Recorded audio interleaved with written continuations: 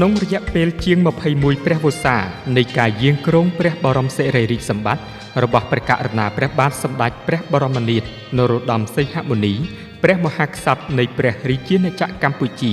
ជាទីគោរពសក្ការៈដ៏ខ្ពង់ខ្ពស់បំផុតព្រះអង្គតែងតែមានព្រះរាជហឫទ័យនឹករលឹកនិងគិតគូរជានិច្ចអំពីសុខទុក្ខក្នុងជីវភាពរស់នៅរបស់ប្រជារាស្ត្រជាបងប្អូនកូនចៅនៅទូទាំងព្រះរាជាណាចក្រកម្ពុជា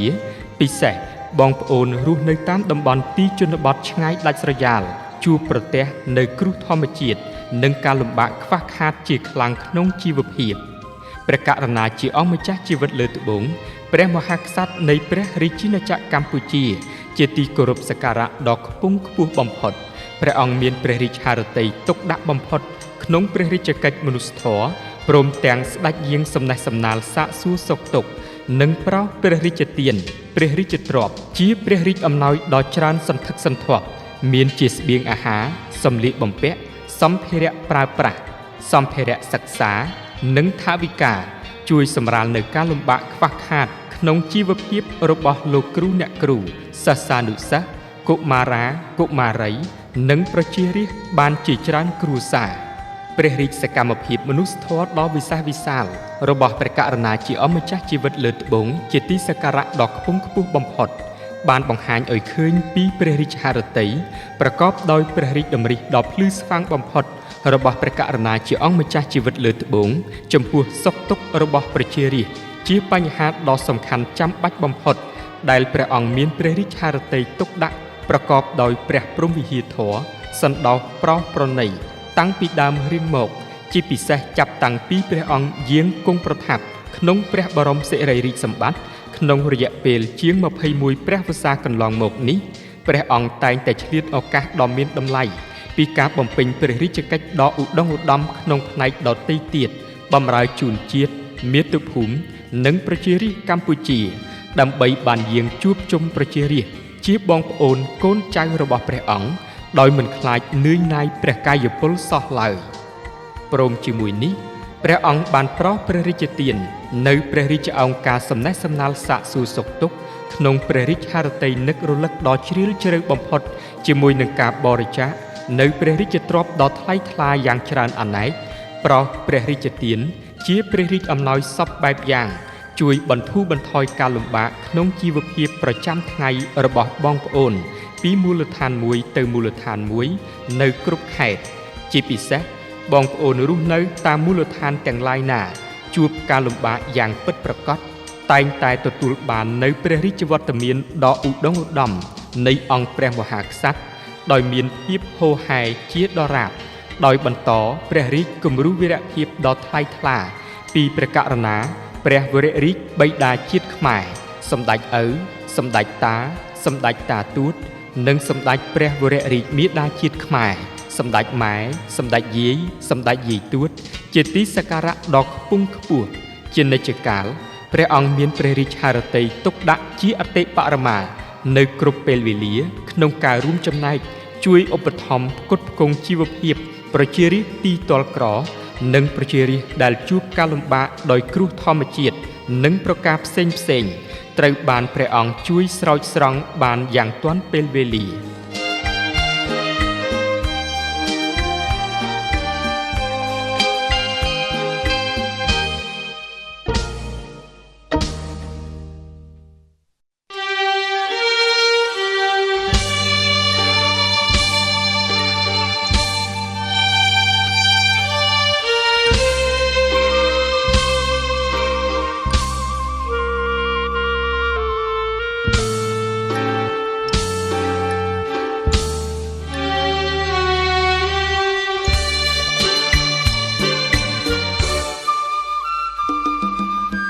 នៅថ្ងៃទី1ខែមករាដើមឆ្នាំ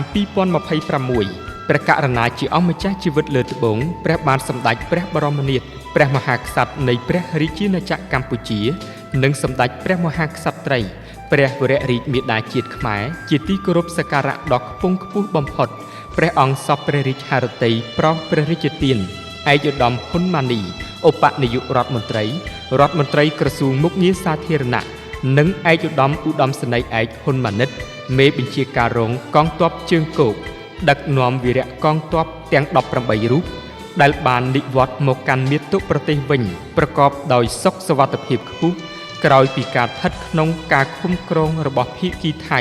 អស់រយៈពេល155ថ្ងៃចូលក្រាបថ្វាយបង្គំគាល់ក្នុងព្រះបរមរាជវាំងក្នុងឱកាសនេះឯកឧត្តមហ៊ុនម៉ាណីសូមថ្លែងអំណរព្រះរាជគុណចំពោះព្រះរាជគុណូបការៈដ៏ខ្ពង់ខ្ពស់បំផុតរបស់ព្រះករុណាជាអម្ចាស់ជីវិតលើត្បូងនិងសម្ដេចព្រះមហាក្សត្រីព្រះវររាជមាតាជាតិខ្មែរដែលព្រះអង្គបានផ្ដល់ជាម្លប់និងគាំទ្រដល់រាជរដ្ឋាភិបាលកម្ពុជានិងប្រជាជាតិកម្ពុជាជារួមក្នុងការគ្រប់គ្រងស្ថានភាពរួមនៃការប៉ះទង្គិចនៅតាមបន្ទាត់ព្រំដែនតាមរយៈការប្រោសព្រះរាជទាននៅព្រះរាជទ្រព្យជាបន្តបន្ទាប់ក៏ដូចជាប្រោសព្រះរាជទាននៅស្បៀងនិងសម្ភារៈមួយចំនួនទៀតជូនកាកបាទក្រហមកម្ពុជាដើម្បីជួយដល់ប្រជារាស្ត្រភាសឹកដែលកំពុងជួបការលំបាកតាមបណ្ដោយព្រំដែនកម្ពុជាថៃក្នុងឱកាសដ៏សោមនស្សរីករាយនោះដែរព្រះករុណាជាអម្ចាស់ជីវិតលើត្បូង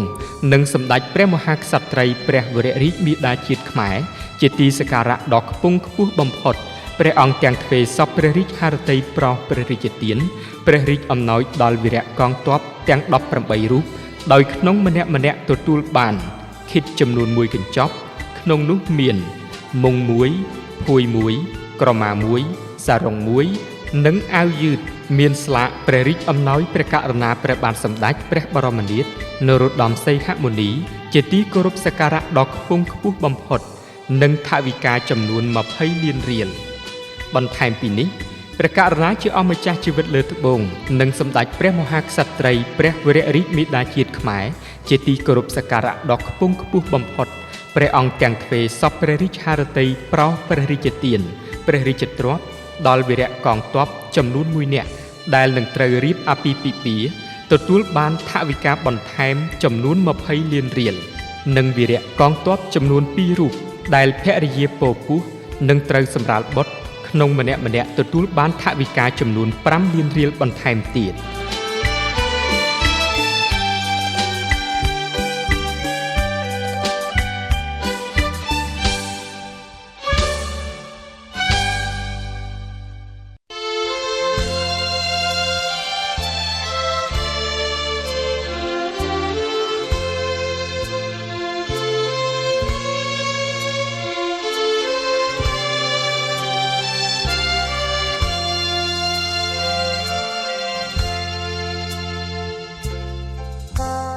ក្នុងព្រះរាជហឫទ័យនឹករលឹក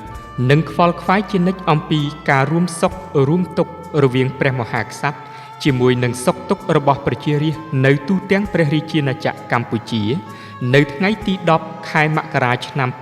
2026ព្រះករុណាជាអម្ចាស់ជីវិតលើត្បូងព្រះបាទសម្ដេចព្រះបរមនាថព្រះមហាក្សត្រនៃព្រះរាជាណាចក្រកម្ពុជាជាទីគោរពសក្ការៈដ៏ខ្ពង់ខ្ពស់បំផុត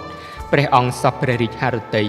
ស្ដេចយាងសំណេះសំណាលសាកសួរសុខទុក្ខវីរៈកងទ័ពសមរភូមិជួរមុខជាបងប្អូនកូនចៅរបស់ព្រះអង្គដែលកំពុងសម្រាកព្យាបាលនៅមន្ទីរពេទ្យព្រះកេតុមេលានិងមន្ទីរពេទ្យកាល់ម៉ែតរាជធានីភ្នំពេញព្រះករុណាជាអម្ចាស់ជីវិតលើត្បូងព្រះមហាក្សត្រនៃព្រះរាជាណាចក្រកម្ពុជាជាទីគោរពសក្ការៈដ៏ខ្ពង់ខ្ពស់បំផុតបានយាងសំណេះសំណាលសាកសួរសុខទុក្ខបងប្អូនជាវីរៈកងទ័ពសមរភូមិមុខដែលកំពុងសម្រាកព្យាបាលនៅមន្ទីរពេទ្យព្រះកេតុមេលាចំនួន72នាក់និងមន្ទីរពេទ្យកាល់ម៉ែតចំនួន17នាក់សរុប89នាក់ព្រះរាជហឫទ័យដ៏មហាប្រសើរនេះជាព្រះរាជបវេណីដ៏វិសេសវិសាលនិងបានបង្ហាញពីព្រះរាជតម្រិះដ៏ថ្លៃថ្លាក្នុងការប្រោសព្រះរាជទាននៅភាពកក់ក្ដៅស្និទ្ធស្នាលចំពោះវីរៈកងទ័ពគ្រប់រូបដែលបានខិតខំប្រឹងប្រែងក្នុងការការពារអធិបតេយ្យភាពនិងបូរណភាពទឹកដីជូនជាតិនិងប្រជាជនកម្ពុជាក្នុងព្រះរាជដំណើរស្ដេចយាងសំណេះសំណាលសាកសួរសុខទុក្ខបងប្អូនពីបន្ទប់សម្រាប់ព្យាបាលមួយទៅបន្ទប់សម្រាប់ព្យាបាលមួយទៀតគឺដើម្បីឆ្វែងយល់ដោយផ្ទាល់អំពីសុខទុក្ខនិងស្ថានភាពជាក់ច្បាស់របស់បងប្អូនជាវីរៈកងទ័ពព្រះករុណាជាអម្ចាស់ជីវិតលើត្បូងជាទីគោរពសក្ការៈដ៏ខ្ពង់ខ្ពស់បំផុតព្រះអង្គបានសពព្រះរាជហឫទ័យប្រោសព្រះរាជទានព្រះរាជអំណោយដ៏ថ្លៃថ្លា របស់ព្រះករុណាជាអម្ចាស់ជីវិតលើត្បូងនិងសម្ដេចព្រះមហាក្សត្រីព្រះវររាជមាតាជាតិខ្មែរជាទីគោរពសក្ការៈដ៏ខ្ពង់ខ្ពស់បំផុតដល់ប្រជារាស្ត្រជាវីរៈកងទ័ពសមរភូមិមុខដែលកំពុងសម្រាកព្យាបាលនៅមន្ទីរពេទ្យព្រះកេតុមេលាចំនួន72នាក់និងនៅមន្ទីរពេទ្យកាល់ម៉ែតចំនួន17នាក់ក្នុងម្នាក់ទទួលបានព្រះរាជទ្រព្យចំនួន6លានរៀលព្រះរាជអំណោយប្រោសព្រះរាជទានសម្រាប់អ្នកកំដរចំនួន89នាក់ក្នុងម្នាក់ទទួលបានសារ៉ុងចំនួន1និងថវិកា50,000រៀលគួររំលឹកថាក្នុងរយៈពេលជាច្រើនឆ្នាំកន្លងទៅនេះព្រះករុណាជាអម្ចាស់ជីវិតលើត្បូងព្រះមហាក្សត្រនៃព្រះរាជាណាចក្រកម្ពុជាព្រមទាំងសម្ដេចឪសម្ដេចតាសម្ដេចតាទួតនិងសម្ដេចម៉ែសម្ដេចយាយទួតជាអម្ចាស់នៃយើងព្រះអង្គមានព្រះរាជហឫទ័យដ៏មហាប្រសើរថ្លៃថ្លាបំផុតនៅក្នុងព្រះរាជកិច្ចមនុស្សធម៌ដ៏ឧត្តមឧត្តមរបស់ព្រះអង្គក្រៅពីព្រះអង្គបានប្រោសព្រះរាជទានព្រះរាជទ្រព្យដ៏ថ្លៃថ្លាតាមរយៈកាកបាទក្រហមកម្ពុជាជាព្រះរាជឧបត្ថម្ភប្រចាំត្រីមាសក្នុងពេលកើតមាននៅគ្រោះធម្មជាតិជាដើមព្រះអង្គតែងតែយាងសួរសុខទុក្ខប្រោសព្រះរាជទានព្រះរាជទ្រព្យដ៏ច្រើនសន្ធឹកសន្ធាប់ថ្លៃថ្លាបន្ថែមទៀតមានជាស្បៀងអាហារគ្រឿងឧបភោគបរិភោគនិងថវិកាប្រោសព្រះរាជទានដល់មូលដ្ឋានរបស់បងប្អូនជាជនទីទាល់ក្រទទួលរងគ្រោះដោយធម្មជាតិនៅគ្រប់ទីកន្លែងទូទាំងព្រះរាជាណាចក្រកម្ពុជាជាពិសេសប្រជារាស្ត្រភាសឹកនិងវីរៈកងទ័ពដោយប្រោសព្រះរាជទានយាងដោយផ្ទាល់ព្រះអង្គនិងតាមរយៈព្រះរាជតំណាងដើម្បីបងប្អូនបានធូរស្រាលពីទុក្ខលំបាកនិងធ្វើឲ្យទំនាក់ទំនងរួមសុខរួមទុក្ខរវាងព្រះមហាក្សត្រសម្ដេចឪសម្ដេចម៉ែជាមួយនឹងសុខទុក្ខរបស់ប្រជារាស្ត្រជាកូនចៅទួតរបស់ព្រះអង្គគ្រប់ជាតិសាសន៍គ្រប់ពណ៌សម្បុរមានភាពខ្ពង់ខ្ពស់ស្និទ្ធស្នាលគ្រប់ពេលវេលា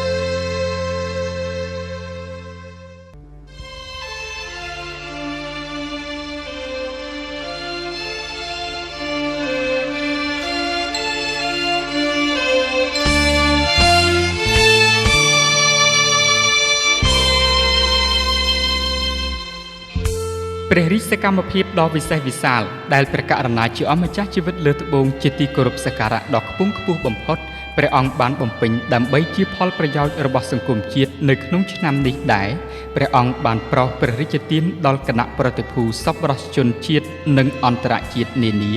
ចូលក្រាបថ្វាយបង្គំគាល់និងថ្វាយដង្វាយមានជាស្បៀងអាហារគ្រឿងបរិភោគសម្ភារៈប្រើប្រាស់និងថវិកាដើម្បីចូលរួមដង្ហែតាមព្រះរាជសកម្មភាពសង្គមគិច្ចមនុស្សធម៌ដ៏ឧត្តមឧត្តមរបស់ព្រះអង្គឲ្យមានភាពល្អត្រចះត្រចង់ជានិច្ចចំពោះដង្វាយដែលសប្បុរសជនបានថ្វាយត្រូវបានព្រះអង្គប្រោសព្រះរាជទានដោយផ្ទាល់ព្រះហស្ថនិងតាមរយៈព្រះរាជតំណាងនាំយកទៅចែកជូនដើម្បីជួយសម្រាលបញ្ហាជីវភាពរបស់ប្រជារាស្ត្រទីទាល់ក្រដូនជីតាជីកុមារមានជំងឺកំពុងសម្រាកព្យាបាលនៅតាមមន្ទីរពេទ្យនិងកុមាររស់នៅតាមមជ្ឈមណ្ឌលអង្គការនានាជាដើមអាស្រ័យដោយព្រះរាជហឫទ័យដ៏ស្មោះត្រង់និងប្រសើរថ្លៃថ្លាបំផុតនៃព្រះករុណាជាអម្ចាស់ជីវិតលើត្បូងជាទីគោរពសក្ការៈដ៏ខ្ពង់ខ្ពស់បំផុតចំពោះសុខទុក្ខនិងការលំបាកក្នុងជីវភាពរស់នៅរបស់បងប្អូនកូនចៅរបស់ព្រះអង្គបានធ្វើឲ្យសប្បុរសជនជាតិនិងអន្តរជាតិនៅគ្រប់មជ្ឈដ្ឋានបានថ្វាយនៅការគាំទ្រដ៏ខ្ពង់ខ្ពស់ជានិច្ចចំពោះព្រះរាជសកម្មភាពមនុស្សធម៌ដ៏ឧត្តមឧត្តមរបស់ព្រះអង្គឲ្យមានភាពខ្ពង់ខ្ពស់ត្រចះត្រចង់ជាដរាបរៀងមក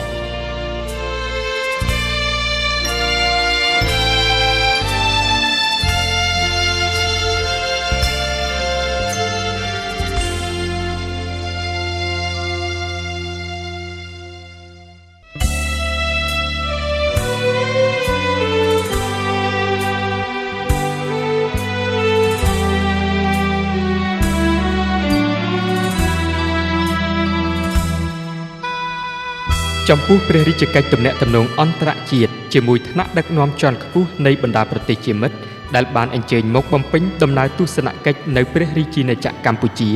ត្រូវបានព្រះករុណាជាអង្គម្ចាស់ជីវិតលើត្បូងជាទីសក្ការៈដ៏ខ្ពង់ខ្ពស់បំផុតព្រះអង្គសពព្រះរាជហឫទ័យប្រោសព្រះរាជទានចូលក្រាបថ្វាយបង្គំគាល់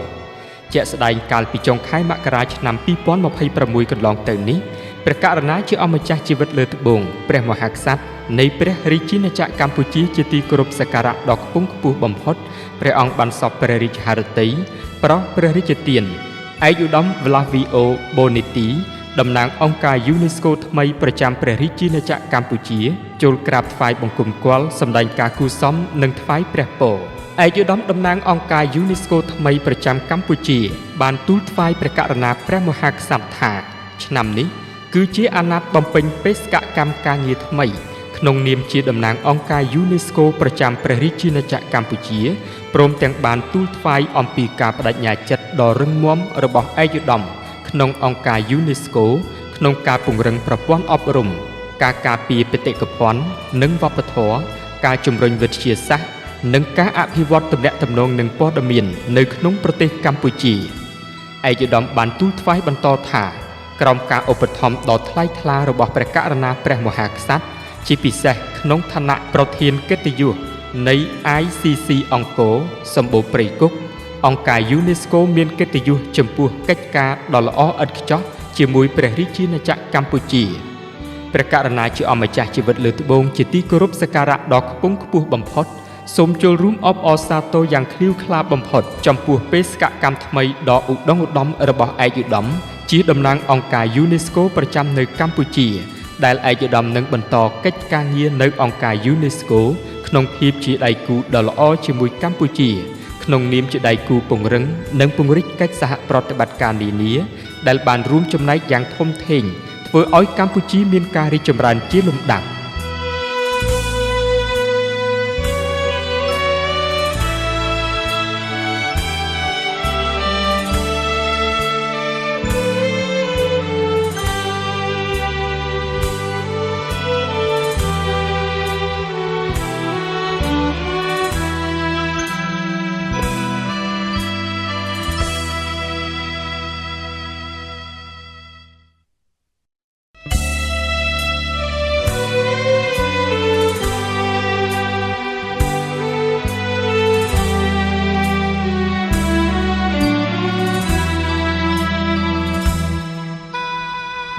ព្រះរាជកិច្ចដ៏ឧត្តមឧត្តមមួយទៀតដែលព្រះករុណាជាអង្គម្ចាស់ជីវិតលើត្បូងជាទីសក្ការៈដ៏ខ្ពង់ខ្ពស់បំផុតព្រះអង្គមានព្រះរាជហឫទ័យទុកដាក់ជាខ្លាំងដើម្បីផលប្រយោជន៍របស់សង្គមជាតិមាតុភូមិនិងប្រជារាស្ត្រកម្ពុជាថែមទៀតនោះ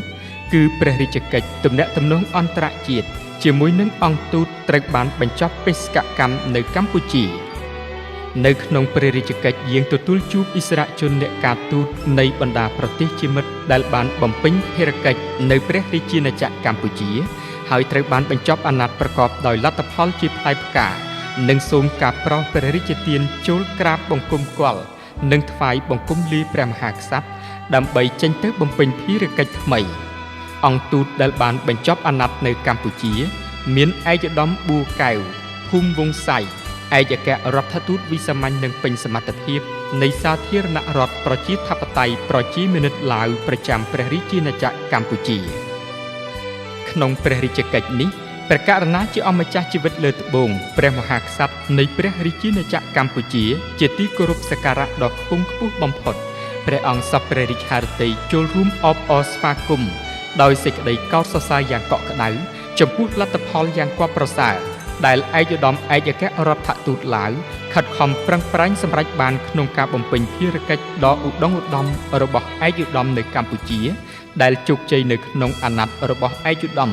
មានគុណប្រយោជន៍ដ៏សំខាន់ក្នុងការបន្តជំរុញឲ្យទំនាក់ទំនងនៃចំណងមេត្រីភាពសាមគ្គីភាពនិងកិច្ចសហប្រតិបត្តិការដ៏ល្អប្រពៃរវាងកម្ពុជាជាមួយនឹងបណ្ដាប្រទេសជាមិត្តនឹងកាន់តែត្រូវបានពង្រឹងនិងពង្រីកដោយឥតឈប់ឈរក្នុងភាពរីកចម្រើនរឹងមាំ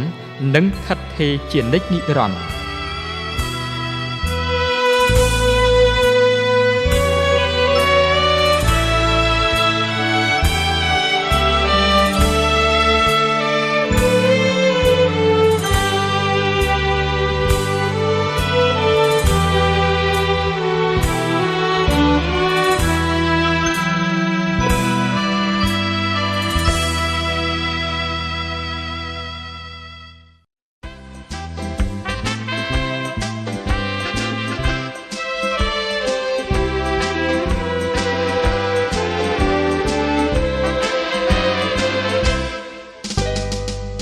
លើការបំពេញព្រះរាជកិច្ចវិស័យការទូតនិងទំនាក់ទំនងអន្តរជាតិព្រះករុណាជាអម្ចាស់ជីវិតលើត្បូងព្រះមហាក្សត្រនៃព្រះរាជាណាចក្រកម្ពុជាជាទីគោរពសក្ការៈដ៏ខ្ពង់ខ្ពស់បំផុតព្រះអង្គបានយកព្រះរាជហឫទ័យទុកដាក់ថែមទៀតក្នុងព្រះរាជកិច្ចទំនាក់ទំនងការទូតជាមួយនឹងបណ្ដាប្រទេសជាមិត្តនៅលើពិភពលោកដោយបានប្រារព្ធព្រះរាជពិធីទទួលសាតាំងពីឯកអគ្គរដ្ឋទូតឯកអគ្គរដ្ឋទូត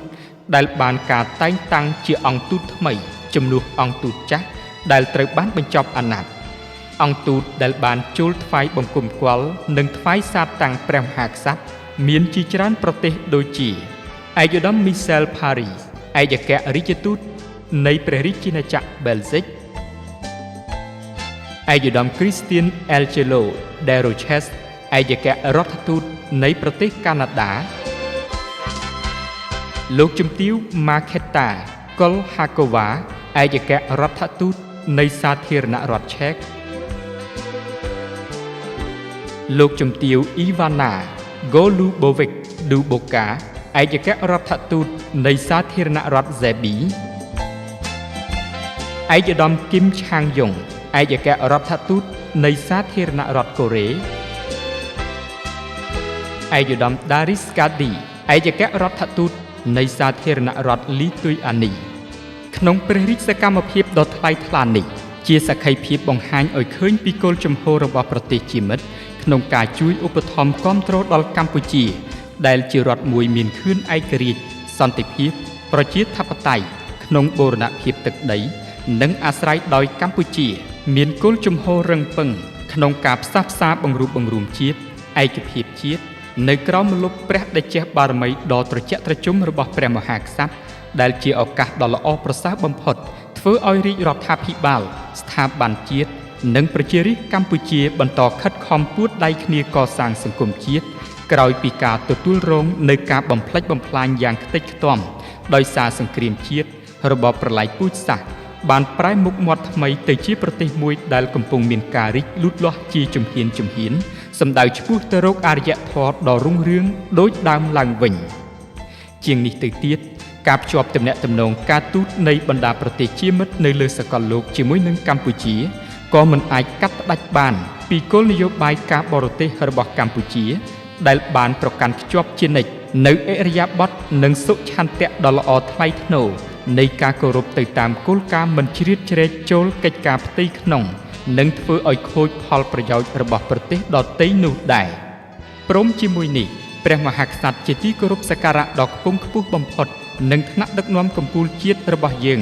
បានខិតខំធ្វើទំនាក់ទំនងល្អជានិច្ចជាមួយនឹងប្រទេសជិតឆ្ងាយ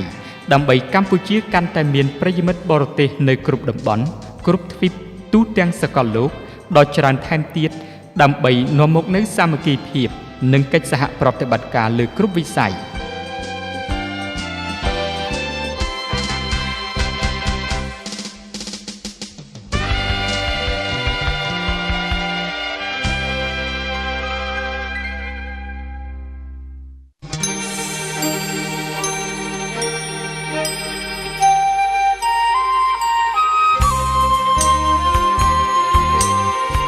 ព្រះរាជកិច្ចទំនាក់ទំនងអន្តរជាតិនៅក្នុងប្រទេសដែលគួរឲ្យកត់សម្គាល់ថែមទៀតនោះព្រះករុណាជាអម្ចាស់ជីវិតលើត្បូងជាទីគោរពសក្ការៈដ៏ខ្ពង់ខ្ពស់បំផុតព្រះអង្គសពព្រះរាជហឫទ័យប្រោសព្រះរាជទាននៅព្រះរាជសវនកម្មជូនឯកឧត្តមស៊ីយ៉េតយូសាបរ៉ាសាហ្គីឡានីប្រធានព្រឹទ្ធសភាប៉ាគីស្ថានចូលក្រាបថ្វាយបង្គំគាល់ក្នុងឱកាសដែលឯកឧត្តមប្រធានព្រឹទ្ធសភាប៉ាគីស្ថានអញ្ជើញមកបំពេញដំណើរទស្សនកិច្ចផ្លូវការនិងជាមិត្តភាពនៅព្រះរាជាណាចក្រកម្ពុជារយៈពេល4ថ្ងៃចាប់ពីថ្ងៃទី2ដល់ថ្ងៃទី5ខែកុម្ភៈឆ្នាំ2026តបតាមការអញ្ជើញដ៏ខ្ពង់ខ្ពស់របស់សម្ដេចអគ្គមហាសេនាបតីតេជោហ៊ុនសែនប្រធានព្រឹទ្ធសភានៃព្រះរាជាណាចក្រកម្ពុជា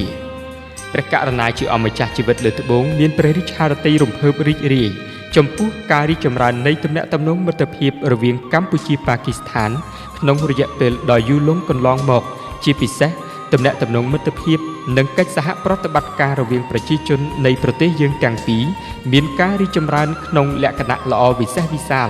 ដែលធ្វើឲ្យទំនាក់ទំនងមិត្តភាពរវាងកម្ពុជាប៉ាគីស្ថាន មានការរីកចម្រើនរុងរឿងរហូតដល់សពថ្ងៃឯកឧត្តមប្រធានព្រឹទ្ធសភាប៉ាគីស្ថានបានទូលថ្វាយអំពីភាពរីកចម្រើននៃទំនាក់ទំនងដ៏ល្អវិសេសវិសាលរវាងប៉ាគីស្ថានកម្ពុជាកាលពីអំឡុងពេលដែលសម្ដេចអគ្គមហាសេនាបតីតេជោហ៊ុនសែនជានាយករដ្ឋមន្ត្រី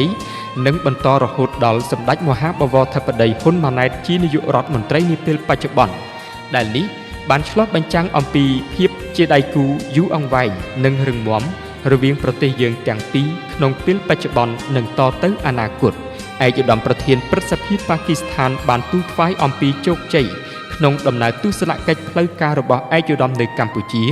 ដែលនៅក្នុងជំនួបរវាងឯកឧត្តមជាមួយសម្ដេចអគ្គមហាសេនាបតីតេជោហ៊ុនសែនប្រធានព្រឹទ្ធសភាបានខិតខំជំរុញកិច្ចសហប្រតិបត្តិការលើវិស័យជាច្រើនក្នុងក្របខ័ណ្ឌទ្វេភាគីពិសេសក្នុងស្ថាប័ននីតិបញ្ញត្តិនិងនីតិប្រតិបត្តិរវាងប្រទេសទាំងពីរ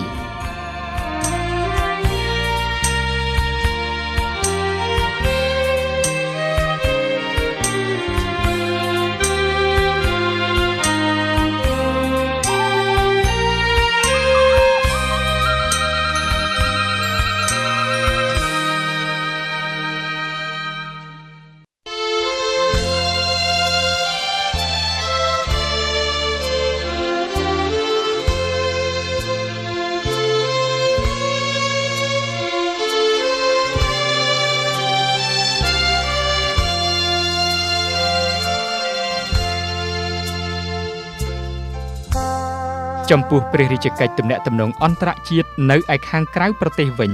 ព្រះករុណាជាអម្ចាស់ជីវិតលើត្បូងព្រះមហាក្សត្រនៃព្រះរាជាណាចក្រកម្ពុជាជាទីគោរពសក្ការៈដ៏ខ្ពង់ខ្ពស់បំផុតព្រះអង្គបានសព្វព្រះរាជហឫទ័យស្ដេចយាងបំពេញព្រះរាជទស្សនកិច្ចនៅទីក្រុងប៉ារីសនៃសាធារណរដ្ឋបារាំងដើម្បីយាងចូលរួមក្នុងកិច្ចប្រជុំ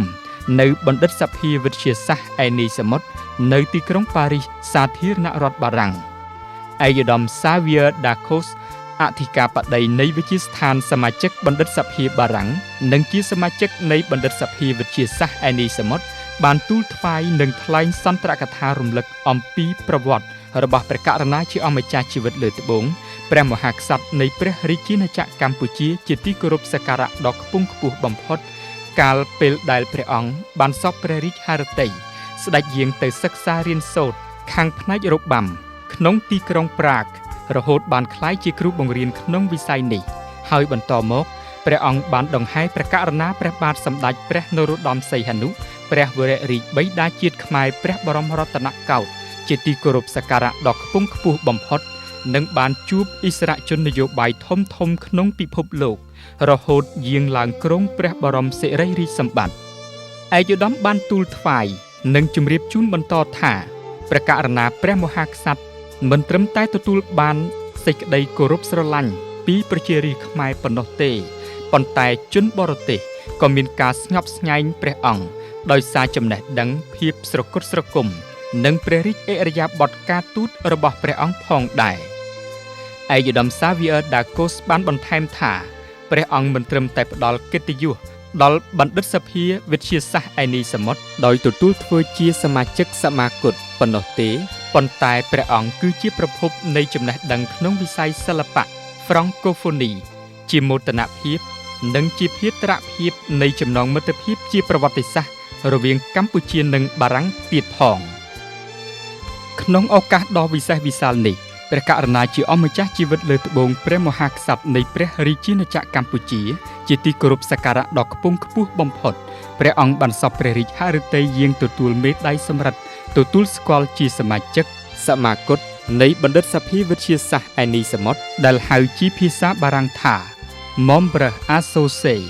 ដែលថ្វាយដោយលោកជំទាវ Christine de Souza Ulrich ប្រធានបណ្ឌិតសភាវិទ្យាសាស្ត្រឯនីសមុទ្រប្រចាំឆ្នាំ2025ក្នុងឱកាសដ៏ប្រពៃនេះព្រះករុណាជាអម្ចាស់ជីវិតលើត្បូងជាទីគោរពសក្ការៈដ៏ខ្ពង់ខ្ពស់បំផុតព្រះអង្គសព្វព្រះរាជហឫទ័យស្ដេចយាងទតសាលដែលព្រះករុណាព្រះបាទសម្ដេចព្រះនរោត្តមសីហនុព្រះវររាជបិតាជាតិខ្មែរព្រះបរមរតនកោដ្ឋជាទីគោរពសក្ការៈដ៏ខ្ពង់ខ្ពស់បំផុតនិងសម្ដេចអគ្គមហាសេនាបតីតេជោហ៊ុនសែនបានយាងចុះហត្ថលេខានិងអញ្ជើញចុះហត្ថលេខាលើកិច្ចព្រមព្រៀងសន្តិភាពទីក្រុងប៉ារីស កាលពីថ្ងៃទី23ខែតុលាឆ្នាំ1991ព្រះករុណាជាអម្ចាស់ជីវិតលើត្បូងព្រះមហាក្សត្រនៃព្រះរាជាណាចក្រកម្ពុជាជាទីគោរពសក្ការៈដ៏ខ្ពង់ខ្ពស់បំផុតបានបង្ហាញអំពីព្រះរាជហឫទ័យទុកដាក់លើវាសនារបស់កម្ពុជានៅក្នុងពិភពលោកនាពេលអនាគតហើយព្រះអង្គសពព្រះរាជហឫទ័យចង់ឲ្យបណ្ឌិតសភាវិទ្យាសាស្ត្រនិងកម្ពុជាមានទំនាក់ទំនងកាន់តែជិតស្និទ្ធនិងរស់រវើកថែមទៀតដើម្បីឲ្យអ្នកសិក្សាស្រាវជ្រាវខ្មែរអាចចូលមើលឯកសារដ៏សម្បូរបែបស្ដីពីកម្ពុជាដែលកំពុងត្រូវបានរក្សាទុកក្នុងបណ្ណាល័យបណ្ឌិតសភាវិទ្យាសាស្ត្រឯនីសមុទ្រព្រះរាជវត្តមានដ៏ថ្លៃថ្លារបស់ព្រះករុណាជាអម្ចាស់ជីវិតលើត្បូងព្រះមហាក្សត្រនៃព្រះរាជាណាចក្រកម្ពុជាជាទីគោរពសក្ការៈដ៏ខ្ពង់ខ្ពស់បំផុតគង់ប្រថាប់បំពេញព្រះរាជកិច្ចក្នុងពិធីដ៏មានអត្ថន័យខ្ពង់ខ្ពស់នេះគឺបានបង្ហាញអំពីព្រះរាជហឫទ័យទុកដាក់ដ៏ខ្ពង់ខ្ពស់ក្នុងព្រះរាជកិច្ចទំនាក់ទំនងយ៉ាងជិតស្និទ្ធរវាងប្រទេសទាំងពីរកម្ពុជាបារាំងព្រមទាំងពង្រឹងនិងពង្រីកវិស័យអប់រំនិងការប្រើប្រាស់ភាសាបារាំងនៅក្នុងប្រទេសកម្ពុជានិងនៅក្នុងពិភពលោកឲ្យកាន់តែមានការរីកចម្រើនថែមមួយកម្រិតទៀត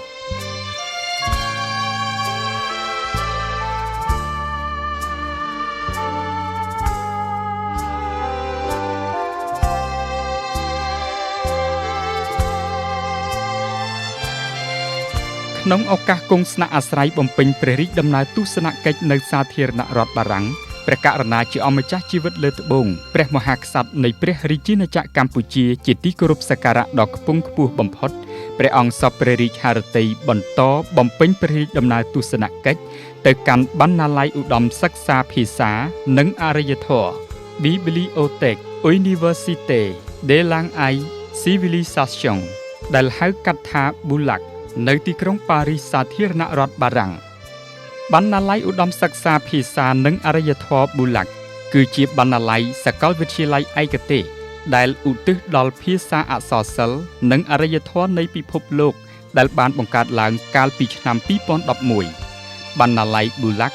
បានប្រមូលផ្ដុំអភិរក្សឯកសារមានទាំងឯកសារដើមនិងឯកសារទំនើបភាសាច្រើនជាង350ភាសាឬប្រមាណជាង 1.5 លានភាគដែលផ្ដោតលើតំបន់ដូចជាអាស៊ី អាហ្វ្រិក អូសេអានី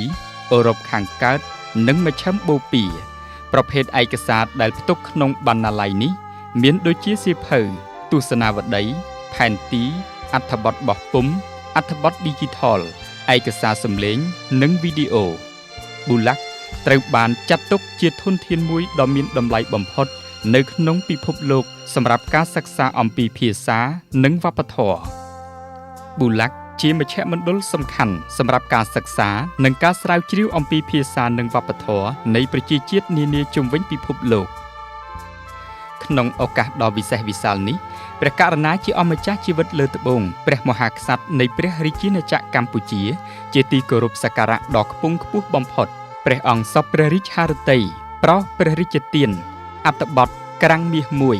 ដល់បណ្ណាល័យ BULAC និងបានប្រោសព្រះរាជទានគ្រឿងឥស្សរិយយសសហមេត្រីថ្នាក់ធិបតីជូនលោកស្រីនាយិកាបណ្ណាល័យឧត្តមសិក្សាភាសានិងអរិយធម៌ការប្រោសព្រះរាជទានគ្រឿងឥស្សរិយយសជូនលោកស្រីនាយិកាបណ្ណាល័យ BULAC នាឱកាសនេះគឺជាការកោតសរសើរចំពោះកិច្ចខិតខំប្រឹងប្រែងរបស់លោកស្រីក្នុងការពង្រឹងសហប្រតិបត្តិការវប្បធម៌និងអប់រំរវាងបារាំងនិងកម្ពុជាអភិរក្សនិងផ្សព្វផ្សាយវប្បធម៌និងភាសាខ្មែរនៅលើឆាកអន្តរជាតិតាមរយៈបណ្ណាល័យ BULAC ដែលមានការប្រមូលផ្ដុំឯកសារខ្មែរដ៏សម្បូរបែបគាំទ្រការសិក្សានិងស្រាវជ្រាវតាក់ទងនឹងអាស៊ីអាគ្នេយ៍ជាពិសេសកម្ពុជានិងការរៀបចំព្រឹត្តិការណ៍និងពិព័រណ៍ដើម្បីលើកតម្កើងអរិយធម៌ខ្មែរនៅទីក្រុងប៉ារីសក្នុងឱកាសគង់ស្នាក់អាស្រ័យបំពេញព្រះរាជដំណើរទស្សនកិច្ចនៅទីក្រុងប៉ារីសសាធារណរដ្ឋបារាំងព្រះករុណាជាអម្ចាស់ជីវិតលើត្បូងព្រះមហាក្សត្រនៃព្រះរាជាណាចក្រកម្ពុជាជាទីគោរពសក្ការៈដ៏ខ្ពង់ខ្ពស់បំផុតព្រះអង្គសពព្រះរាជហឫទ័យស្ដេចយាងបំពេញព្រះរាជទស្សនកិច្ចនៅវត្តខេមរារាមដែលជាទីអារាមព្រះពុទ្ធសាសនារបស់កម្ពុជា និងជាទីដែលព្រះករុណាជាអម្ចាស់ជីវិតលើត្បូងជាទីគោរពសក្ការៈដ៏ខ្ពង់ខ្ពស់បំផុតព្រះអង្គគង់ប្រថាប់សាងព្រះភ្នោះនៅទីក្រុងប៉ារីសសាធារណរដ្ឋបារាំងព្រះករុណាជាអម្ចាស់ជីវិតលើត្បូងព្រះមហាក្សត្រនៃព្រះរាជាណាចក្រកម្ពុជាជាទីគោរពសក្ការៈដ៏ខ្ពង់ខ្ពស់បំផុតព្រះអង្គសពព្រះរាជហឫទ័យប្រគេនព្រះរាជទ្រព្យដ៏ឧត្តមឧត្តមរបស់ព្រះករុណាជាអម្ចាស់ជីវិតលើត្បូងព្រះមហាក្សត្រនៃព្រះរាជាណាចក្រកម្ពុជាជាទីគោរពសក្ការៈដ៏ខ្ពង់ខ្ពស់បំផុតចំនួន 3,000 អឺរ៉ូនិងព្រះរាជទ្រព្យដែលជាព្រះរាជទានដ៏ថ្លៃថ្លារបស់សម្ដេចព្រះមហាក្សត្រីព្រះវររាជមាតាជាតិខ្មែរជាទីគោរពសក្ការៈដ៏ខ្ពង់ខ្ពស់បំផុតចំនួន $10,000 សហរដ្ឋអាមេរិកដើម្បីប្រគេននៅការរួមចំណែកក្នុងវិស័យព្រះពុទ្ធសាសនាក្នុងវត្តខេមរារាមនេះ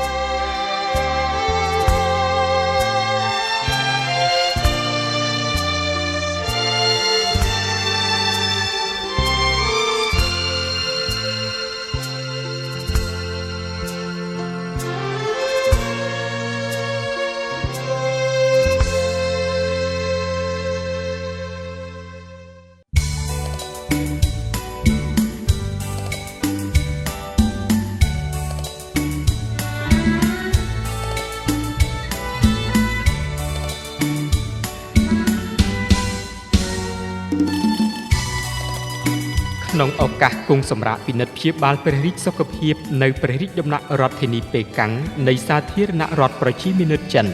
ព្រះករុណាជាអម្ចាស់ជីវិតលើត្បូងព្រះមហាក្សត្រនៃព្រះរាជាណាចក្រកម្ពុជានិងសម្ដេចព្រះមហាក្សត្រីព្រះវររាជមាតាជាតិខ្មែរជាទីគោរពសក្ការៈដ៏ខ្ពង់ខ្ពស់បំផុតព្រះអង្គបានសពព្រះរាជហឫទ័យស្ដេចយាងចូលរួមក្នុងកិច្ចសវនាការជាមួយឯកឧត្តមកៃឈីសមាជិកគណៈអចិន្ត្រៃយ៍នៃការិយាល័យនយោបាយនៃគណៈកម្មាធិការមជ្ឈិមបក្សកុម្មុយនីសចិនដែលប្រព្រឹត្តទៅនៅវិមានរដ្ឋដាយយ៉ូតៃរដ្ឋធានីប៉េកាំងព្រះករុណាជាអម្ចាស់ជីវិតលើត្បូងជាទីគោរពសក្ការៈដ៏ខ្ពង់ខ្ពស់បំផុតព្រះអង្គមានព្រះរាជឱកាសថាបច្ចុប្បន្ននេះស្ថិតនៅក្នុងស្ថានភាពដែលពិភពលោកមានជម្លោះដ៏ស្រួចស្រាលរាជរដ្ឋាភិបាលនិងគ្រប់បណ្ដាស្ថាប័នកំពូលនៃព្រះរាជាណាចក្រកម្ពុជានៅតែរក្សាបាននៅជំហរយ៉ាងម៉ឺងម៉ាត់ឥតងាករេនៅគោលនយោបាយចិនតែមួយជាពិសេសបន្តគាំទ្រនៅកិច្ចសហប្រតិបត្តិការទ្វេភាគីចិនកម្ពុជាទៅក្នុងស្ថាប័នអន្តរជាតិនៃអង្គការសហប្រជាជាតិនិងកិច្ចសហប្រតិបត្តិការពហុភាគីក្របខ័ណ្ឌអាស៊ានចិនក្រោមគំនិតផ្ដួចផ្ដើមដ៏ឧត្តមឧត្តមរបស់ឯកឧត្តមស៊ីជីនពីងប្រធានាធិបតីនៃសាធារណរដ្ឋប្រជាមានិតចិនក្នុងការជំរុញកំណើនសេដ្ឋកិច្ចជាតិអន្តរជាតិដើម្បីសម្រេចឲ្យបាននូវវឌ្ឍនភាពនិងស្ថិរភាពសេដ្ឋកិច្ចសង្គមព្រមទាំងសុខដុមនីយកម្មប្រជាជាតិនិងសន្តិភាពក្នុងតំបន់និងពិភពលោកព្រះរាជាណាចក្រកម្ពុជានិងសាធារណរដ្ឋប្រជាមានិតចិនក្រោមការដឹកនាំប្រកបដោយគតិបណ្ឌិតនិងចក្ខុវិស័យវែងឆ្ងាយរបស់ថ្នាក់ដឹកនាំបន្តវេនបានបន្តថែរក្សានិងអភិរក្សទំនាក់ទំនងមិត្តភាពជាប្រពៃណីនិងកិច្ចសហប្រតិបត្តិការទ្វេភាគីដោយឈលលើមាគ៌ាមិត្តភាពដៃថែបសាមគ្គីភាពជាប្រវត្តិសាស្ត្រនិងកិច្ចសហប្រតិបត្តិការភាពជាដៃគូយុទ្ធសាស្ត្រគ្រប់ជ្រុងជ្រោយនិងត្បូងពេជ្រនិងការកសាងសហគមន៍វាសនារួមកម្ពុជាចិនក្នុងយុគសម័យថ្មីដែលជាគេដំណើរពីព្រះរាជគំរូវីរភាពដ៏ឧត្តមឧត្តមនៃព្រះករុណាព្រះមហាវីរក្សត្រនរោត្តមសីហនុព្រះវររាជបិតាឯករាជ្យបូរណភាពទឹកដីនិងឯកភាពជាតិខ្មែរព្រះបរមរតនកោដ្ឋជាទីគោរពសក្ការៈដ៏ខ្ពង់ខ្ពស់បំផុតនិងថ្នាក់ដឹកនាំកម្ពុជាជាច្រើនជំនាន់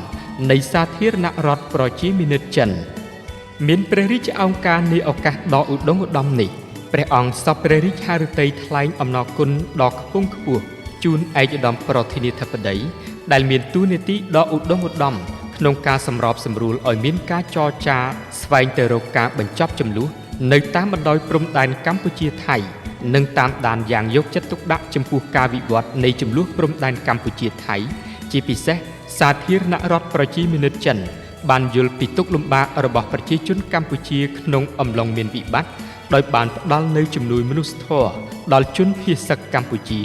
ដែលបាននឹងកំពុងស្នាក់នៅក្នុងមណ្ឌលសុវត្ថិភាពឆ្លៀតក្នុងឱកាសនេះ ព្រះករុណាជាអម្ចាស់ជីវិតលើត្បូងនិងសម្ដេចព្រះមហាក្សត្រីព្រះវររាជមាតាជាតិខ្មែរជាទីគោរពសក្ការៈដ៏ខ្ពង់ខ្ពស់បំផុតព្រះអង្គមានព្រះរាជហឫទ័យសម្ដែងនៅកតញ្ញូតាធម៌ដ៏ខ្ពង់ខ្ពស់ជូនឯកឧត្តមប្រធានាធិបតី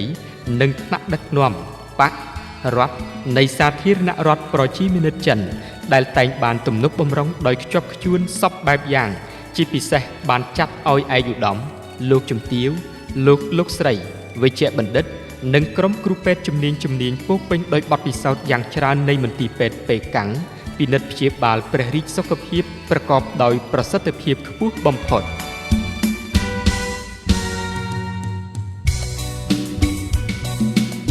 បន្ទាប់ពីថ្វាយនៅព្រះរាជសវនកម្មដ៏ឧត្តមឧត្តមរួចមកឯកឧត្តមសមាជិកគណៈអចិន្ត្រៃយ៍នៃការិយាល័យនយោបាយនៃគណៈកម្មាធិការមជ្ឈិមបក្សកុម្មុយនីសចិនបានរៀបចំថ្វាយនៅព្រះរាជពិធីលៀងភោជនាហារថ្ងៃត្រង់និងពិធីសម្ដែងសិល្បៈជាព្រះមហាកិត្តិយសថ្វាយព្រះករុណាជាអម្ចាស់ជីវិតលើត្បូងនិងសម្ដេចព្រះមហាក្សត្រីព្រះវររាជមាតាជាតិខ្មែរជាទីគោរពសក្ការៈដ៏ខ្ពង់ខ្ពស់បំផុតក្នុងឱកាសព្រះរាជពិធីចម្រើនព្រះជន្មវស្សាគម្រប់90ព្រះវស្សាយាងចូល91ព្រះវស្សានៃអង្គសម្ដេចព្រះមហាក្សត្រី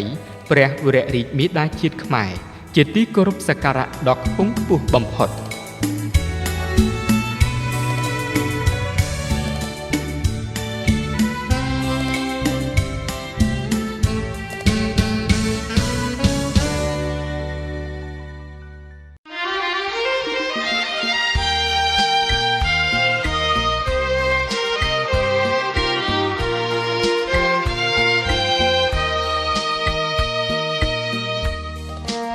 ព្រះរាជហឫទ័យទុកដាក់ប្រកបដោយគុណប្រយោជន៍ដ៏សំខាន់បំផុតក្នុងវិស័យកសាងជាតិរបស់ព្រះករុណាជាអម្ចាស់ជីវិតលើត្បូងព្រះមហាក្សត្រនៃព្រះរាជាណាចក្រកម្ពុជាព្រះអង្គមានព្រះរាជតម្រិះដ៏ខ្ពង់ខ្ពស់ប្រោសព្រះរាជទានសម្ដេចមហាមន្ត្រីគយសុផលឧបនាយករដ្ឋមន្ត្រីក្រសួងព្រះបរមរាជវាំងដឹកនាំមន្ត្រីបុគ្គលិកនៃក្រុមសម្ដេចឪកសាងព្រះរាជសមិទ្ធផលព្រះរាជអំណោយដ៏ឧត្តមឧត្តមដោយសម្រេចបានរួចរាល់មានជាច្រើនកន្លែងលើការកសាងអគារសិក្សាក្រុមសម្ដេចឪអនុវត្តបានក្នុងរយៈពេលចំនួន4ខែនៅឆ្នាំនេះមានអគារសិក្សា1ខ្នង5បន្ទប់អគារអនាម័យ1ខ្នង4បន្ទប់រៀបចំដំឡើងជើងទម្រអំពីបេតុងកម្ពស់4ម៉ែត្រនិងបំពាក់ធុងទឹកជ័រចំណុះ5ម៉ែត្រគូបចំនួន1ចាក់ក្រាលបេតុងទីធ្លាខាងមុខអគារសិក្សានិងផ្លូវចូលបន្ទប់ទឹកចំនួន611.80 ម៉ែត្រការ៉េ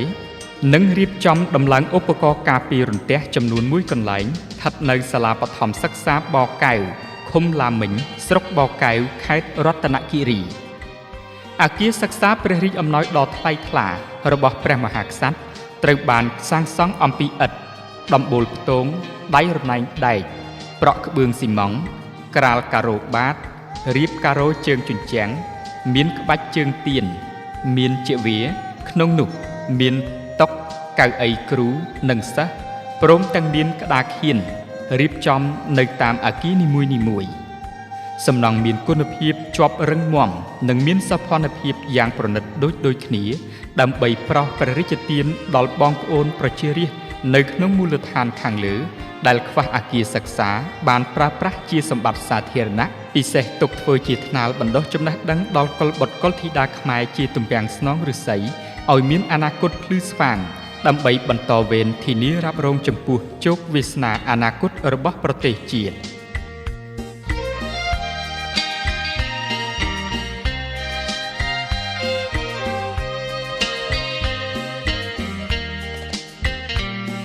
ក្នុងរយៈពេលដូចគ្នានេះដែរលើការងារអន្តរាគមន៍ជីកស្ដារស្រះទឹកសម្រាប់បានស្រះទឹកមានទំហំបណ្ដោយ80ម៉ែត្រទទឹង50ម៉ែត្រជម្រៅប្រវែង3ម៉ែត្រស្ថិតក្នុងភូមិត្រពាំងក្តារឃុំស្រែជាខាងត្បូងស្រុកដងតុងខេត្តកំពតគួរកត់សម្គាល់ថាក្នុងការជីកស្រះទឹកនីមួយៗក្រុមសម្ដេចឪបានដឹកជញ្ជូនយកដីដែលបានមកពីការជីកស្រះទឹកទៅចាក់ធ្វើផ្លូវចូលទៅកាន់ស្រះទឹកចាក់បំពេញសម្អាតទីធ្លាក្នុងបរិវេណវត្តឬសាលារៀននិងជួយធ្វើឲ្យការប្រើប្រាស់ស្រះទឹកបានយូរអង្វែងទៀតផង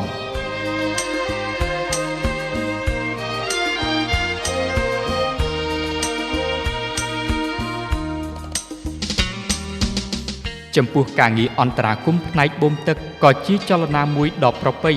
ដែលក្រុមសម្ដេចឪបានយកចិត្តទុកដាក់ធ្វើសកម្មភាពយ៉ាងស្វាហាប់ក្នុងការបូមទឹកបញ្ចូលស្រែប្រាំងនិងស្រោចស្រពលើផ្ទៃដីស្រូវវស្សារបស់ប្រជាកសិករនៅតាមមូលដ្ឋាននានាដែលជួបប្រទះនៅភាពរាំងស្ងួតក្នុងរដូវប្រាំងឆ្នាំនេះក្រុមសម្ដេចឪបានបូមទឹកជូនប្រជារាស្ត្រចំនួន3ទីតាំងក្នុងនោះនៅឃុំតាំងក្រសៅស្រុកប្រាសាទសម្បូរខេត្តកំពង់ធំសម្រេចបាន1360ហិកតាឃុំកន្សោមអកស្រុកកំពង់ត្របែកខេត្តព្រៃវែងសម្រេចបាន1260ហិកតានិងនៅឃុំមេលំស្រុកបរិបូរខេត្តកំពង់ឆ្នាំងសម្រេចបាន1435ហិកតា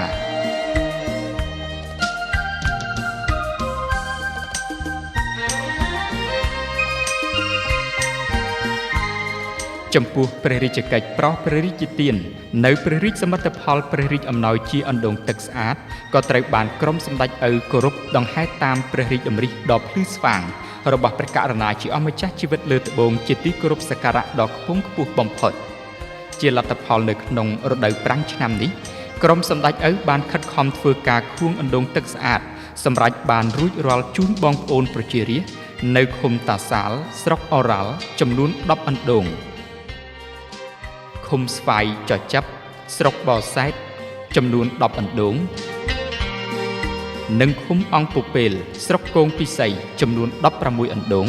ព្រមទាំងបានបន្តសកម្មភាពជីកអណ្ដូងទឹកស្អាតនៅក្នុងមូលដ្ឋាននេះនិងមូលដ្ឋានដទៃទៀតដែលខ្វះប្រភពទឹកសម្រាប់ប្រើប្រាស់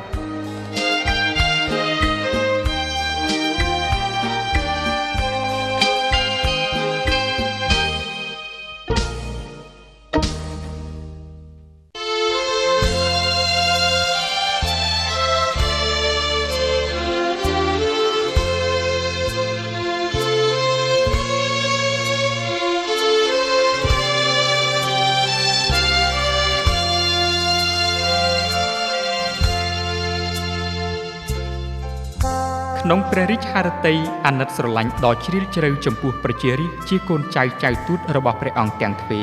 ដែលជាជនភៀសសឹកព្រះករុណាជាអង្គម្ចាស់ជីវិតលើត្បូងព្រះមហាក្សត្រនៃព្រះរាជាណាចក្រកម្ពុជានិងសម្ដេចព្រះមហាក្សត្រីព្រះវររាជមាតាជាតិខ្មែរជាទីគោរពសក្ការៈដ៏ខ្ពង់ខ្ពស់បំផុតបានត្រាស់បង្គាប់សម្ដេចមហាមន្ត្រីគុយសុផលឧបនាយករដ្ឋមន្ត្រីក្រសួងព្រះបរមរាជវាំង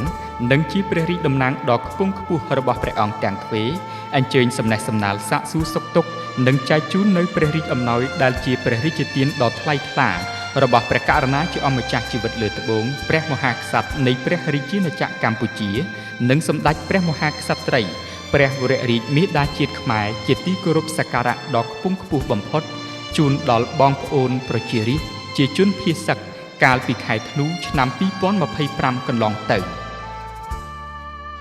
ជាក់ស្ដែងការប្រោសព្រះរាជទានព្រះរាជអំណោយតាមរយៈសម្ដេចមហាមន្ត្រីព្រះរាជតំណាងជួយសម្រាលការខ្វះខាតក្នុងបញ្ហាជីវភាពរបស់ប្រជារាស្ត្រជាជនភៀសសឹកនៅខេត្តកោះកុងចំនួន869គ្រួសារដោយក្នុងមួយគ្រួសារទទួលបានអង្ករ1បាវស្មើនឹង50គីឡូក្រាមឃាតចំនួន1ក្នុងនោះមានមុង1ភួយ1ក្រមា1សារ៉ុង1អាវយឺតមានផ្លាកព្រះរាជអំណោយព្រះករុណាព្រះបាទសម្ដេចព្រះបរមនាថនរោត្តមសីហមុនីជាទីគោរពសក្ការៈដ៏ខ្ពង់ខ្ពស់បំផុតចំនួន1មីចំនួន2កេសត្រីខចំនួន10កំប៉ុងទឹកត្រីចំនួន1យួរស្មើនឹង6ដបទឹកស៊ីអ៊ីវចំនួន1យួរស្មើនឹង6ដបទឹកដោះគោខាប់ចំនួន10កំប៉ុងទឹកបរិសុទ្ធចំនួន2កេសកន្ទេលចំនួន1តង់កៅស៊ូទំហំ4ម៉ែត្រគុណនឹង6ម៉ែត្រចំនួន2និងថវិកាចំនួន400,000រៀល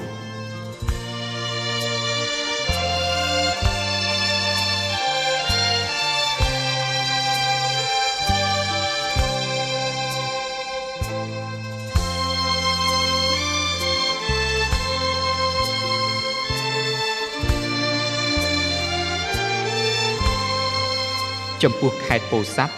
ចំនួន595គ្រួសារ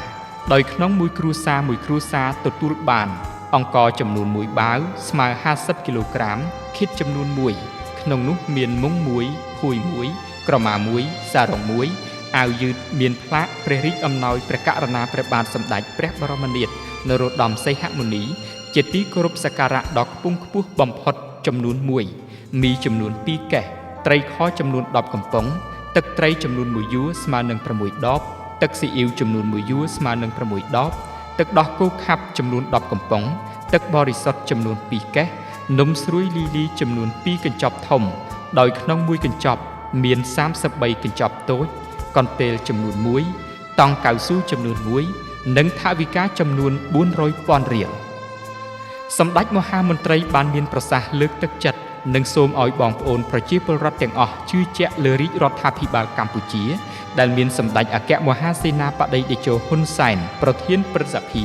និងសម្ដេចមហាបវរធិបតីហ៊ុនម៉ាណែតនាយករដ្ឋមន្ត្រីដែលកំពុងតែអនុវត្តការងារយ៉ាងសកម្មមួយមាញឹកបំផុតដើម្បីស្វែងរកសុខសន្តិភាពនិងសុខសុវត្ថិភាពជូនប្រជាពលរដ្ឋទូទាំងប្រទេសសម្ដេចមហាមន្ត្រីបានមានប្រសាសន៍ផងដែរអំពីគុណតម្លៃដ៏សំខាន់នៃសុខសន្តិភាពដែលយើងត្រូវរួបរวมគ្នាថែរក្សាការពារឲ្យបានជាដាច់ខាតព្រះរាជអំណោយដ៏ថ្លៃថ្លាដែលបានប្រោសព្រះរាជទានសម្រាប់ការលំបាកក្នុងបញ្ហាខ្វះខាតស្បៀងអាហាររបស់ប្រជារាស្ត្រជាជនភៀសសឹកនៅក្នុងខេត្តទាំងពីរនាពេលនេះ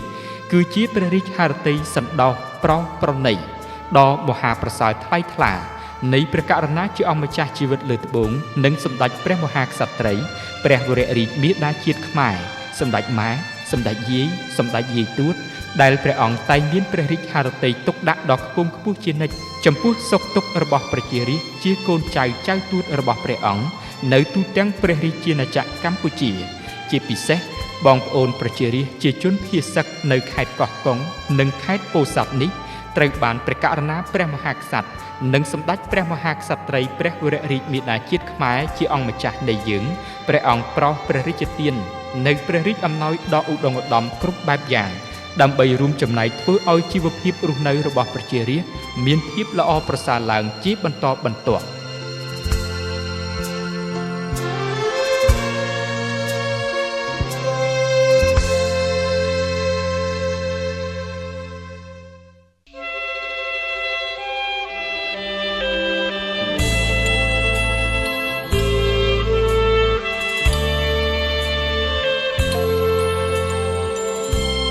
យោងតាមព្រះរាជតម្រិះដ៏ខ្ពង់ខ្ពស់របស់ព្រះករុណាជាអម្ចាស់ជីវិតលើត្បូងព្រះមហាក្សត្រនៃព្រះរាជាណាចក្រកម្ពុជា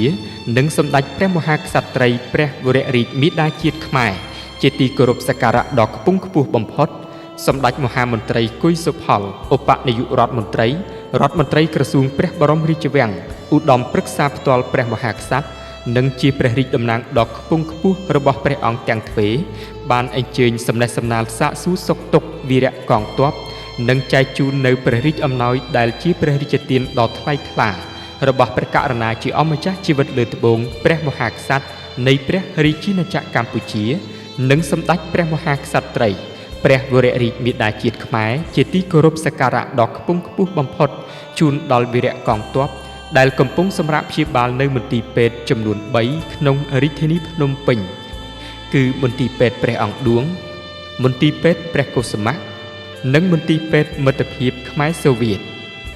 សម្ដេចមហាមន្ត្រីគួយសុផលមានប្រសាសន៍កោតសរសើរចំពោះកងកម្លាំងគ្រប់រូបទាំងអស់ដែលបានឈរជើងការពារបូរណភាពទឹកដីនៅតាមតំបន់ព្រំដែនដើម្បីបុព្វហេតុការពារជាតិមាតុភូមិក្នុងស្មារតីសាមគ្គីថែរក្សាការពារសុខសន្តិភាពអធិបតេយ្យនិងបូរណភាពទឹកដីនាំមកនូវសេចក្តីសុខសន្តិភាពជូនដល់ព្រះរាជាណាចក្រកម្ពុជាព្រះរាជអំណោយព្រះករុណាជាអម្ចាស់ជីវិតលើត្បូងព្រះមហាក្សត្រនៃព្រះរាជាណាចក្រកម្ពុជានិងសម្ដេចព្រះមហាក្សត្រីព្រះវររាជមាតាជាតិខ្មែរជាទីគោរពសក្ការៈដ៏ខ្ពង់ខ្ពស់បំផុតដែលសម្ដេចមហាមន្ត្រីព្រះរាជតំណាងនិងថ្នាក់ដឹកនាំក្រសួងព្រះបរមរាជវាំងបានយកមកជូនដល់វីរៈកងទ័ពដែលកំពុងសម្រាប់ព្យាបាលនៅមន្ទីរពេទ្យទាំង3នេះសរុបចំនួន47នាក់ក្នុងម្នាក់ទទួលបានព្រះរាជទ្រព្យចំនួន6លានរៀលព្រះរាជអំណោយប្រោសព្រះរាជទានសម្រាប់អ្នកកំដរចំនួន47នាក់ក្នុងម្នាក់ទទួលបានសារ៉ុងចំនួន1និងថវិកា50,000រៀលព្រះរាជអំណោយដ៏ថ្លៃថ្លាដែលបានប្រោសព្រះរាជទានសម្រាប់ការលំបាករបស់ប្រជារាស្ត្រជីវរៈកងទ័ពនាពេលនេះ គឺជាព្រះរាជហឫទ័យសន្តោសប្រោសប្រណីដ៏មហាប្រសើរថ្លៃថ្លានៃព្រះករុណាជាអម្ចាស់ជីវិតលើត្បូងនិងសម្ដេចព្រះមហាក្សត្រីព្រះវររាជមាតាជាតិខ្មែរសម្ដេចម៉ែសម្ដេចយាយទួតដែលព្រះអង្គតែងតែមានព្រះរាជហឫទ័យទុកដាក់ដ៏ខ្ពង់ខ្ពស់ជានិច្ចចំពោះសុខទុក្ខរបស់ប្រជារាស្ត្រជាកូនចៅទួតរបស់ព្រះអង្គនៅទូទាំងព្រះរាជាណាចក្រកម្ពុជាពិសេសបងប្អូនប្រជារាស្ត្រជីវរៈកងទ័ពដ៏អង់អាចក្លាហាននេះត្រូវបានព្រះករុណាព្រះមហាក្សត្រនិងសម្ដេចព្រះមហាក្សត្រីព្រះវររាជមាតាជាតិខ្មែរជាអម្ចាស់នៃយើងព្រះអង្គប្រោសព្រះរាជទាននៅព្រះរាជអំណោយដ៏ឧត្តមឧត្តមគ្រប់បែបយ៉ាងដើម្បីរួមចំណែកធ្វើឲ្យជីវភាពរស់នៅរបស់ប្រជារាស្ត្រមានជីវភាពល្អប្រសើរជាបន្តបន្ទាប់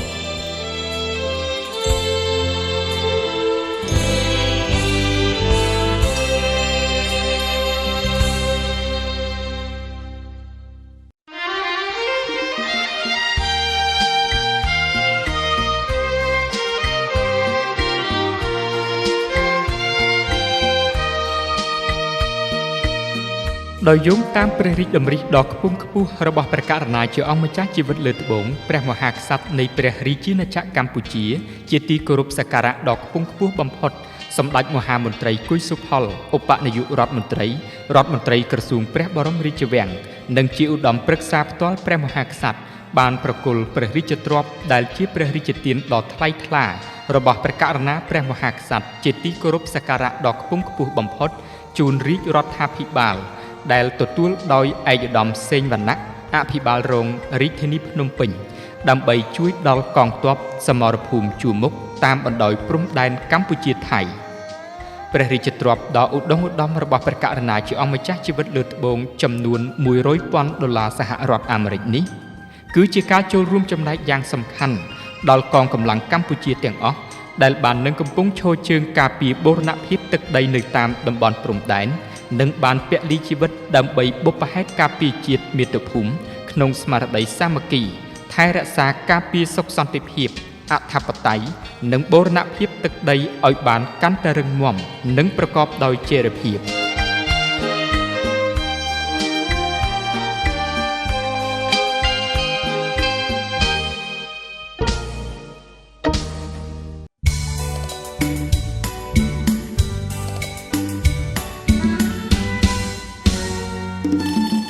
ដោយយោងតាមព្រះរាជតម្រិះដ៏ខ្ពង់ខ្ពស់របស់ព្រះករុណាជាអម្ចាស់ជីវិតលើត្បូងព្រះមហាក្សត្រនៃព្រះរាជាណាចក្រកម្ពុជាជាទីគោរពសក្ការៈដ៏ខ្ពង់ខ្ពស់បំផុតសម្ដេចមហាមន្ត្រីគួយសុផលឧបនាយករដ្ឋមន្ត្រីក្រសួងព្រះបរមរាជវាំងឧត្តមប្រឹក្សាផ្ទាល់ព្រះមហាក្សត្រនិងជាព្រះរាជតំណាងដ៏ខ្ពង់ខ្ពស់ព្រះករុណាព្រះមហាក្សត្រអញ្ជើញប្រគល់ព្រះរាជទ្រព្យដ៏ថ្លៃថ្លាចំនួន$100,000សហរដ្ឋអាមេរិកដែលជាព្រះរាជឧបត្ថម្ភដ៏ឧត្តមឧត្តមរបស់ព្រះករុណាជាអម្ចាស់ជីវិតលើត្បូងជាទីគោរពសក្ការៈដ៏ខ្ពង់ខ្ពស់បំផុតជូនកាកបាទក្រហមកម្ពុជាដែលទទួលដោយលោកជំទាវអុកម៉ាលីអគ្គហេរញ្ញិកកាកបាទក្រហមកម្ពុជាតំណាងដ៏ខ្ពង់ខ្ពស់សម្ដេចគតិព្រឹទ្ធបណ្ឌិតប៊ុនរ៉ានីហ៊ុនសែនប្រធានកាកបាទក្រហមកម្ពុជាព្រះរាជទ្រព្យដ៏ឧត្តមឧត្តមនេះគឺជាការចូលរួមចំណែកយ៉ាងសំខាន់ជាមួយកាកបាទក្រហមកម្ពុជាដើម្បីជួយប្រជារាស្ត្រភៀសសឹកដែលកំពុងជួបប្រទះនៅការលំបាកខ្វះខាតដែលបណ្ដាលមកពីសង្គ្រាមឈ្លានពាននៅតាមបណ្ដោយព្រំដែនកម្ពុជាថៃ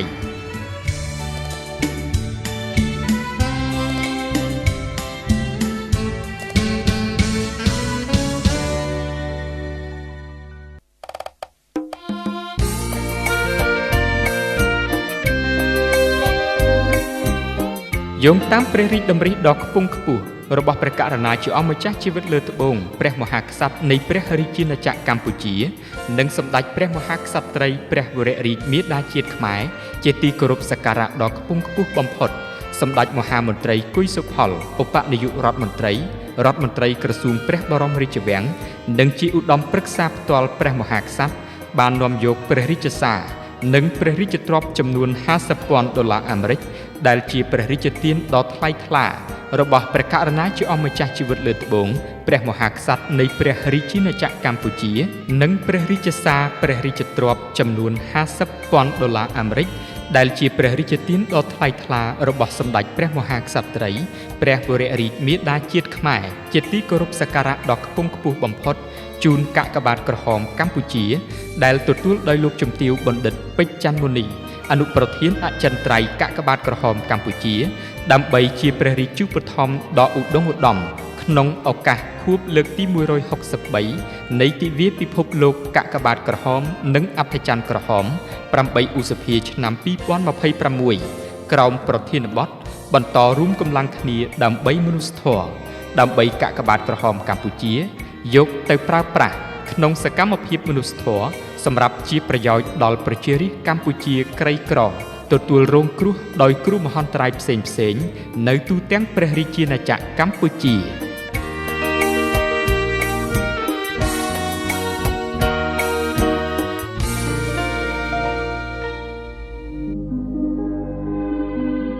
នៅក្នុងឱកាសដ៏មហាមង្គលថ្លៃថ្លាបំផុតនៃព្រះរាជពិធីបុណ្យចម្រើនព្រះជន្មគម្រប់73ព្រះវស្សាយាងចូល74ព្រះវស្សានៃព្រះករុណាជាអម្ចាស់ជីវិតលើត្បូងព្រះបាទសម្ដេចព្រះបរមនាថព្រះចៅក្រុងកម្ពុជាធិបតីជាទីគោរពសក្ការៈដ៏ខ្ពង់ខ្ពស់បំផុតនៃយើងពោរពេញទៅដោយសេចក្តីសោមនស្សរីករាយអធិកអធមនៃឆ្នាំនេះព្រឹទ្ធសភារដ្ឋសភារាជរដ្ឋាភិបាលនិងប្រជារាស្ត្រកម្ពុជាទាំងមូលសូមប្រសិទ្ធពរជ័យសិរីសួស្តីជ័យមង្គលព្រះបរមសុខគ្រប់ប្រការថ្វាយព្រះករុណាជាអម្ចាស់ជីវិតលើត្បូងនិងសូមសម្ដែងនៅសេចក្តីកតញ្ញូតាធម៌ជាអនេកប្បការថ្វាយចំពោះព្រះមហាករុណាធិគុណដ៏ធ្ងន់បំផុតដែលព្រះអង្គបានលះបង់ទាំងព្រះកាយពលព្រះបញ្ញាញាណនិងព្រះរាជទ្រព្យដ៏ឧត្តមឧត្តមបំផុតដើម្បីប្រោសព្រះរាជទានជាព្រះរាជឧបត្ថម្ភក្នុងវិស័យអប់រំសិក្សាធិការកសិកម្មវប្បធម៌សាសនាសុខាភិបាលការអភិវឌ្ឍគ្រប់ផ្នែកនៅទីជនបទព្រមទាំងមានព្រះរាជហឫទ័យសន្តោសប្រោសប្រណីដល់ជីវភាពប្រជារាស្ត្រទីទាល់ក្រនិងព្រះរាជកិច្ចក្នុងផ្នែកទំនាក់ទំនងអន្តរជាតិជាដើមដើម្បីបុព្វហេតុនៃភាពចម្រើនថ្កុំថ្កើងរបស់ជាតិមាតុភូមិនិងព្រះអង្គគង់នៅជាម្លប់ដ៏ត្រជាក់ត្រជុំក្នុងសេចក្តីសុខសន្តិភាពដ៏ពេញបរិបូរណ៍សម្រាប់កូនចៅបានជ្រកកោនក្នុងភាពកក់ក្ដៅនាពេលកន្លងមកដើម្បីឆ្លើយតបទៅនឹងព្រះមហាករុណាធិគុណដែលមិនអាចកាត់ថ្លៃបានរបស់ព្រះអង្គព្រឹទ្ធសភារដ្ឋសភារាជរដ្ឋាភិបាលនិងប្រជារាស្ត្រកម្ពុជាជាកូនចៅសូមបដិញ្ញារួមសាមគ្គីឯកភាពគ្នាជាធ្លុងមួយក្នុងការខិតខំពុះពៀរាល់ការលំបាកគ្រប់បែបយ៉ាងហើយខិតខំបង្កើនស្មារតីយកចិត្តទុកដាក់លើការអនុវត្តគ្រប់ភារកិច្ចតាមមុខជំនាញរៀងៗខ្លួនឲ្យបានសម្រេចលទ្ធផលយ៉ាងល្អប្រសើរគោរពដង្ហែតាមព្រះរាជតម្រិះដឹកនាំដ៏ឆ្លៀសវៃនិងប្រកបដោយព្រះរាជគតិបណ្ឌិតដ៏ខ្ពង់ខ្ពស់បំផុតនៃព្រះករុណាជាអម្ចាស់ជីវិតលើត្បូងជាទីគោរពសក្ការៈដ៏ខ្ពង់ខ្ពស់បំផុតដើម្បីព្រះរាជាណាចក្រកម្ពុជាមានវឌ្ឍនភាពលើគ្រប់ផ្នែកគ្រប់វិស័យប្រកបដោយកិត្តិយសកិត្យានុភាពដ៏រុងរឿងថ្កើងថ្កានបានភ្ជាប់និស្ស័យទៅនឹងសម័យមហានគរនិងសម័យសង្គមរាស្ត្រនិយមដ៏ថ្កើងថ្កានព្រមជាមួយនេះសូមសម្ដែងនៅមនោសញ្ចេតនាស្វាមីភក្តិនិងរីករាយចូលរួមអបអរសាទរយ៉ាងឃ្លាវខ្លាបំផុតក្នុងព្រះរាជពិធីបុណ្យដ៏មហាវិសេសវិសាលពោរពេញដោយជ័យមង្គលនេះនិងសូមបួងសួងដល់គុណបុណ្យព្រះរតនត្រ័យព្រះតេជះបារមីនៃអតីតព្រះមហាក្សត្រព្រះមហាក្សត្រិយានីខ្មែរនិងវត្ថុស័ក្តិសិទ្ធិគ្រប់ព្រះអង្គក្នុងលោកមានឫទ្ធិបារមីទេវតាថែរក្សាព្រះមហាស្វេតឆ័ត្រទេវតាថែរក្សាព្រះរាជាណាចក្រកម្ពុជាក្នុងឆ្នាំមមីអដ្ឋស័កពុទ្ធសករាជ2570ព្រះនាមរាជសាទេវីនិងព្រះឥន្ទព្រះព្រហ្មជាដើមសូមជួយអភិបាលគ្រងរក្សានិងប្រោះព្រំនៅទឹកអម្រិតប្រសិទ្ធពរជ័យដ៏បវរមហាប្រសើរថ្វាយព្រះករុណាជាអម្ចាស់ជីវិតលើត្បូងសូមព្រះអង្គបានសំប្រកបនៅព្រះបរមសុខគ្រប់ប្រការនិងមានព្រះរាជសុខភាពដ៏ល្អបរិបូរណ៍ចាកផុតពីព្រះរោគាទាំងឡាយមានព្រះកាយពលមាំមួនព្រះបញ្ញាញាណភ្លឺថ្លានិងមានព្រះជន្មយឺនយូរជាងរយព្រះវស្សាដើម្បីព្រះអង្គបានគង់ប្រថាប់សោយសុខក្នុងព្រះបរមសិរីរាជសម្បត្តិដែលជាមហាមលុប ដ៏ត្រជាក់ក្សេមក្សាន្តសម្រាប់សន្តិភាពវិបុលភាពនិងភាពសុខដុមរមនាដល់ជនរួមជាតិជាបងប្អូនកូនចៅរបស់ព្រះអង្គជារៀងរហូតតទៅ